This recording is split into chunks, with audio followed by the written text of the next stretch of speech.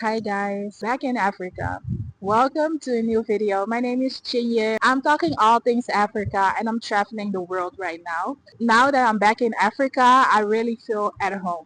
I'm in Ethiopia right now. I've been here in a default mode. I wasn't supposed to be here. You can check a video right here to see why I'm in Ethiopia and not in Nigeria as planned. But I'm very grateful. I'm always grateful to see a new country, and it was my intention to see all the African countries. Traveling abroad is not always as you think it is. Usually we only know traveling from like going on vacation, but going on vacation is not the same as full-time traveling.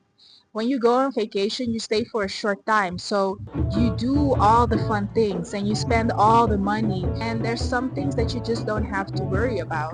But if you go full time, there's things like, okay, well, your family and friends are not here. You are alone. You're not doing something fun every day because you're not on vacation. What is my rhythm now? Like, what am I doing on a daily basis? It's not all party, party, party. You have to create a life for yourself, just like you did before. Also, the spending, you cannot just, blow all your money. It's also realizing that not every country is for you. Some countries, they are so lovely and nice and you feel at home. And there's some countries that is just, it's also a thing of, okay, you cannot carry anything or everything you want. You need to be very intentional about what do I want to bring with me and what not, because you don't want to be having overweight suitcases. So I've been in Ethiopia right now and I feel like there's some beautiful moments I've experienced here, but there's also some moments where I was like, one of the things being the weather. Like, it's very cold for me to be here. It's not typical African weather. And I've also been having the flu. That's part of it. And then I go to the next one, and that has so many new experiences as well. How can you be a full-time traveler and still be happy?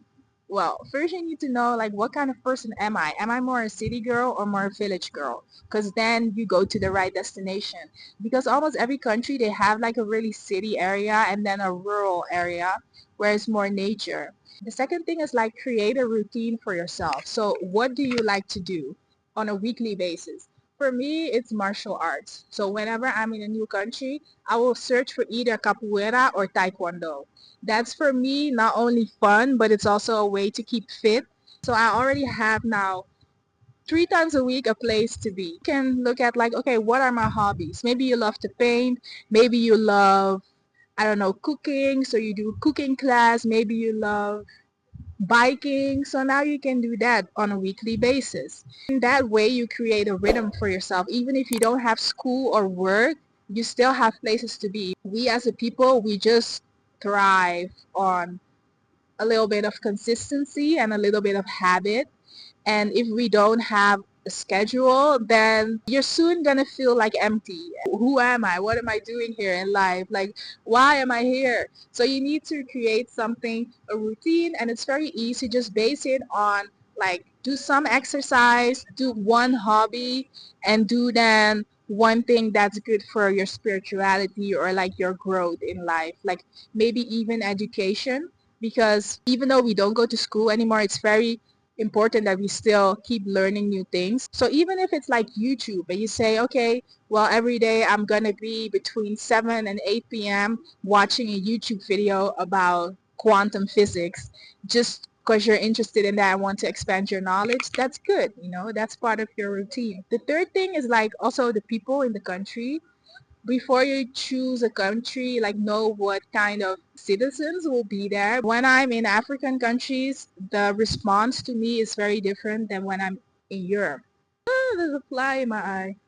For instance, when I walk the street in Europe, nobody looks at me. But when I walk the streets in Africa, everybody stares at me. It's also a little bit of, am I going to be very private and into myself? Or I don't mind being seen and being looked at and being social. Because otherwise, you're also not going to be happy. If you want to be very introverted and everybody's staring at you and you feel like an outsider in that country, it's not going to be fun. Another tip is like the cooking, because if you want to eat out every day, okay, but usually you're not going to be happy eating out every day, especially if you have certain things you don't eat. Like for me, for instance, I don't eat meat. When I go in a restaurant, everything I can eat, it's very limited. If you can find an apartment where you can have your own cooking, that's very important. It would be nice if you can still like get your nutrients like you always did. I just came from Thailand. I've been eating so many fruit. If I then go to Ethiopia, and suddenly I eat a lot of injera and potatoes and samosas, and your body's like, huh, we were eating a lot of fruit, like why are we eating a lot of carbs and starches right now? Try to like make it a really consistent thing for your body what the nutrition is. And for me, let's say I like parks, so where am I right now? I'm in a park. So find the things you like in the country where you're at. If you want to know how I'm treated as a foreigner in Addis Ababa, Ethiopia, you can watch a video right here. Subscribe down below, and I see you in the next one. Say hi. Bye.